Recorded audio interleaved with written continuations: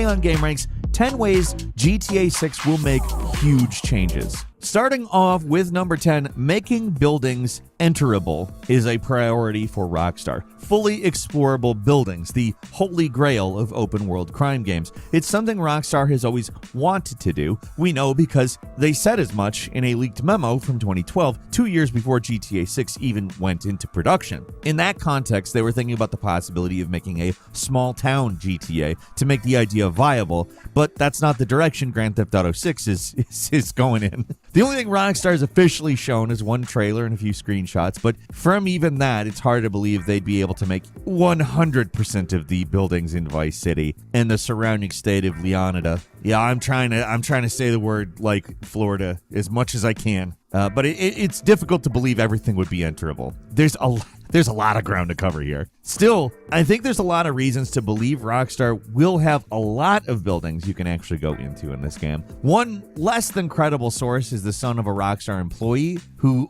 leaked alleged map details of the game on TikTok. They responded in comments saying the game would have 70% of the buildings with actual interiors that you can walk around in. If you're a GTA fan at all, 70% has been memed to death by people who want to believe, along with people who have healthy skepticism, but there could be a kernel of truth to it. I mean, it could be half of him, and he could be bad at math. We don't know. It would be absurd to have every building fully explorable. Like Vice City, which is based off Miami, Florida, is a major American city full of office buildings and apartment blocks. There could potentially be hundreds of apartments per building, depending on the size. That's a gargantuan amount of work, even for a studio as big as Rockstar. But some uncovered patent filings explain how some of this might actually be possible. At number 9, there will potentially be randomly generated interiors in a recently revealed AI patent, which, okay, let's stop there. It's not an AI, it's a database. Really throwing around the words artificial intelligence on basically anything. Like even that new chat GPT model you can talk to, that's not intelligent. That's machine learning emulating what it can glean from a bunch of information. But this isn't even close to that. It's a freaking database. Okay, got that out of my system, all right? The patent from Take-Two shows that Rockstar may be incorporating randomly generated interiors. I don't know why that warrants a patent because it's basically a tag system, but at least it does give us a glimpse of the technology that they are going to maybe use to have a shitload of interiors.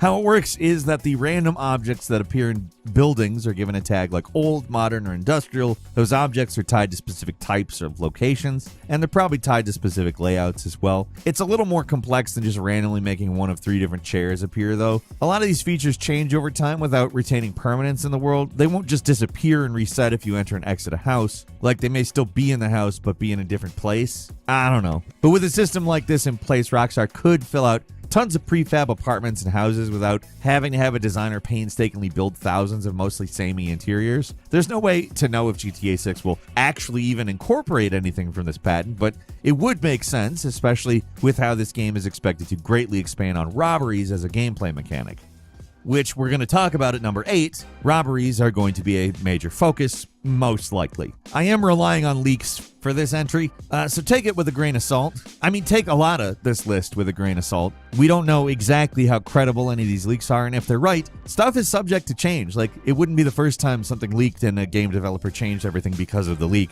With all that said, obviously robberies, at least according to what we know, are going to be a big thing in this game. The defining moment of the trailer is a gas station robbery, and the inspiration of the main duo is Bonnie and Clyde, the famous robbers.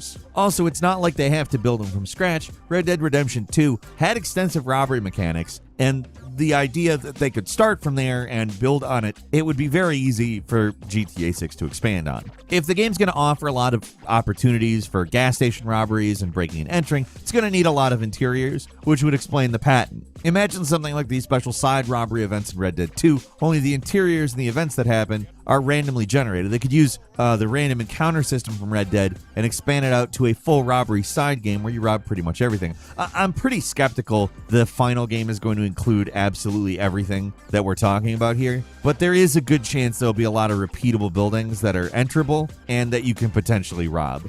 At number 7, the most realistic and reactive NPCs that have ever been in a GTA game are apparently here. Rockstar Games may have the best NPCs around. There's just no competition out there. Like, compared to how much variation in life there are in their NPCs, there's just, nobody else does it.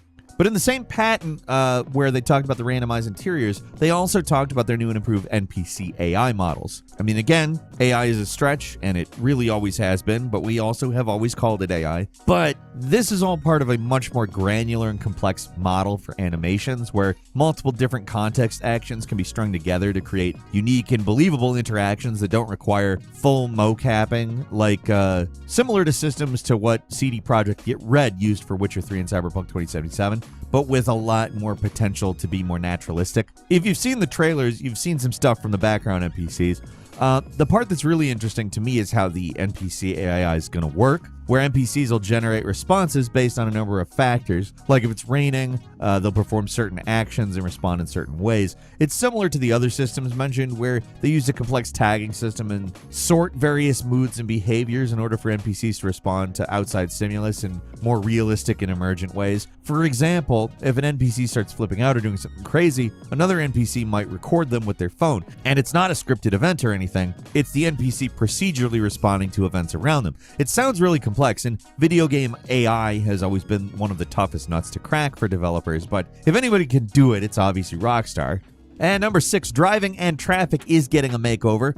In yet another patent filing from Take-Two in 2020, we see a system and method for virtual navigation in a gaming environment. It's a mouthful, but the basic idea is to make traffic more immersive and interesting. The basics of the patent don't sound that interesting, but if you look deeper, there's some interesting possibilities. The thing they're talking about is a system where instead of the usual way traffic works in games, where cars just follow preset roads and make on-the-fly decisions when coming into obstructions, the new system has NPCs follow a system of nodes for navigation, where obstructions, changes in road conditions, the flow of traffic, things that an actual driver would be aware of, they're all recognized. In this way, traffic isn't just a bunch of vehicles following a track and then reacting when things happen to them. They're more actively engaged with a sense of awareness of the world around them. Combine that previously mentioned stuff about AI systems that have an NPC's mood and behavior affect what they do, and you have a recipe for the driving portion of GTA 6 to be a lot more reactive and interesting. Take all this into account, and driving won't just be more engaging, but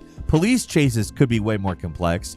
Maybe in GTA 6, you won't just be bombarded with suicidal cops who want to ram you above all else. And obviously, I'm speculating now. Everything in the patent probably isn't going to be used in the game, but it's a distinct possibility. And if it is used, that's something to get excited about. Moving on to number 5, the map may be twice as big as GTA 5. Yeah, fill out another space on your GTA 6 bingo card. This one's pure unadulterated speculation from a rabid fan community, desperate for new information to salivate over, but I wouldn't put it past Rockstar.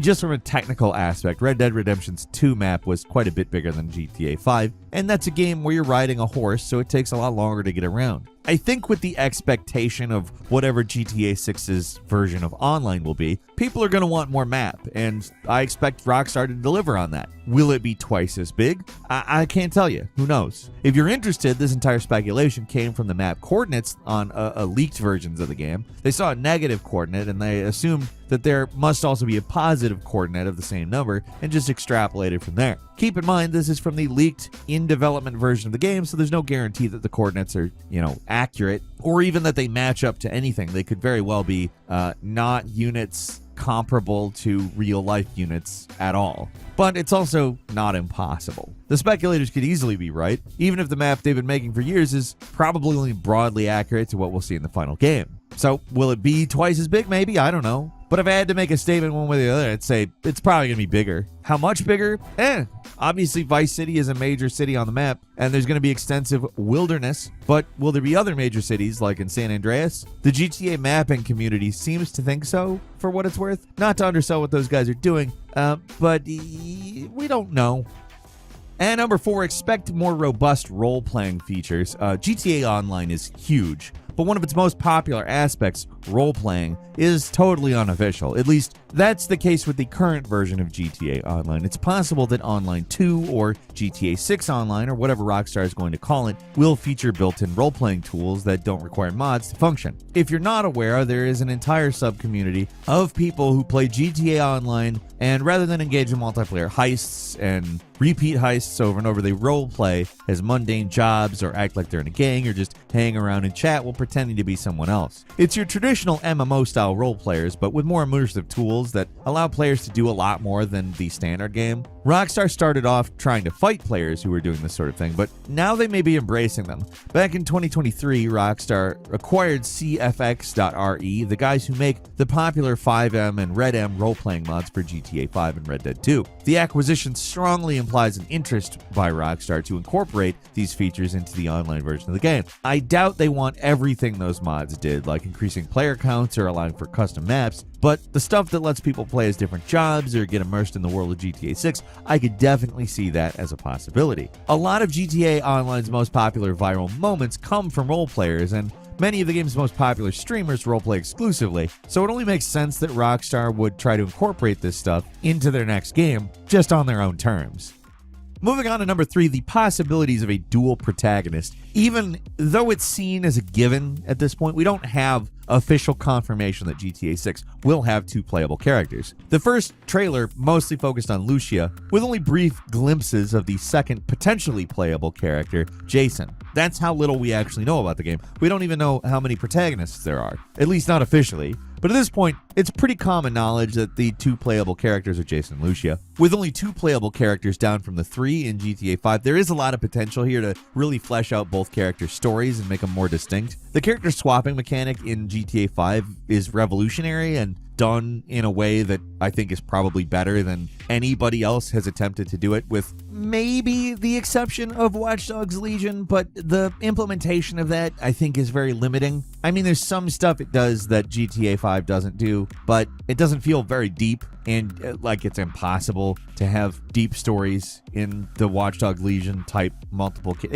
I'm getting off track. I'm talking about how Watch Dogs Legion could have done more with a multiple protagonist system. GTA 5 could have done more. I mean, maybe they were pushing things to the limit. I don't really know, but I have a feeling they could have, from a narrative perspective, done more. Like, swapping characters mid-mission was always scripted. It was only possible during key moments. It was kind of just underutilized, and it only came into play fairly rarely. GTA 6 could completely change that. The leaks tell us that there may be a similar system to San Andreas where both protagonists can gain weight or build muscle mass. There's also the possibility you can give orders to your partner and swap between them instantly during a mission. Lots of possibilities. Like, imagine playing as Jason to create a distraction that allows Lucia to sneak around unnoticed. There's a lot of possibilities for tactical depth with this arrangement. Another thing that makes these characters different is that they're in a relationship, which means they're going to be spending a lot more time together, which could have a major effect on how character swapping actually works. There would be a lot less swapping to a character who's halfway across the map, and more switching seats in the car. I don't want to be the driver anymore. I want to play on my phone in the passenger seat. Thank you very much. I don't know how this is going to work. I think it's a safe bet that they're going to try and top the character swapping in GTA 5, but how? I just don't know. And number 2 is potential new gameplay mechanics. The fan-made document compiling everything known about GTA 6 from leaks is thorough, but it's a questionable source that is at least using what may be outdated information. Games can change drastically during development, so anything listed in the document may not necessarily appear in the final game, but it does offer a glimpse into the possible stuff we'll see in the game. Some features that caught my eye are the new game mechanics that could make for an overall more interesting experience. GTA 5 may be a revolutionary game in a lot of ways, but combat and stealth mechanics have never really been Rockstar's strengths. They may be trying to turn that around here. The leaks imply some new movement skills, like the ability to go prone, switch shoulders while aiming, and the ability to shoot from a car window. The last one could be related to character switching mechanics. You might be able to switch instantly from driving to the passenger seat, where you can lean out of a car window and shoot at enemies, or play on your phone. You drive, I'll play on my phone. I'm joking. We're talking about shooting things. The stealth seems to be more important too, though. It looks like you might finally be able to carry bodies in a GTA game, and some other Red Dead features are here too, like the ability to rob anyone and threaten people. It would certainly make sense with the stick-up we see at the end of the trailer, and I expect a lot of tense standoffs with robbery victims. And the new AI system I mentioned earlier should make these NPCs a lot more reactive and interesting to deal with. Going back to some of the movements, though, going prone stands out to me as a pretty big deal. It sounds like such a simple addition, but it changes so much about how you interact with the environment and makes sneaking a much more viable option. It sounds like player control is going to be a priority in the game, which may be a stark difference to how other Rockstar game protagonists feel, which is often kind of slow and heavy.